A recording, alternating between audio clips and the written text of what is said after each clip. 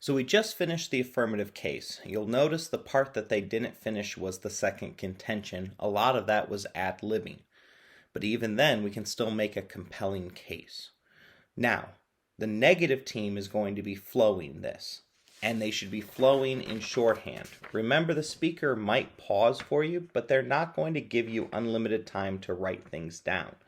So we'll look at what we do here, but you'll notice it's just this column, and that's me writing as the speaking is happening. And so here's what I chose to write down from this. I wrote SQ for status quo does not equal sustainable. So literally did an equal sign with a slash through it, so it's not sustainable. I then wrote C1 for contention 1, and I wrote dumpster fire. I don't need to write out the entire sentence. I don't have time to do that. I'm going to get the big idea and translate it into my own understanding.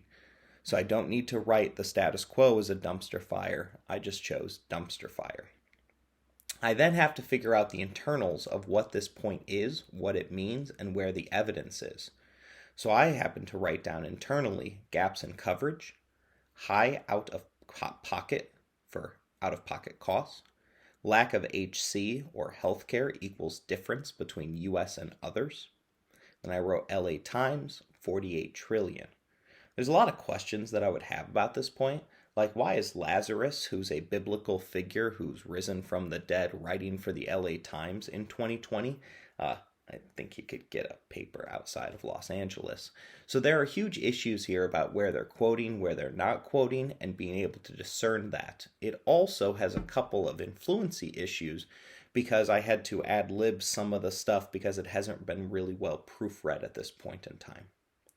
For contention 2, C2, I wrote improve economy. I wrote down reduce costs by 3%. And I wrote spending on other priorities, including infrastructure, pandemic, schools. Those are going to be impacts that I want to be able to highlight later. Up next is going to be the negative case. Now, if you're the negative second speaker, you already know what your partner's case is. That means during this 4-minute speech, you're spending all of your time attacking the case that you've just heard. You're going to want to pre-flow or pre-write out your case on your sheet of paper and then work right away on attacking. For the rest of us just observing this debate and the AF team, I want to get a new sheet of paper out, a new pen color, and I want to start flowing this case once again on the left side, not next to the previous case we just heard, instead on its own sheet of paper, which will be critical.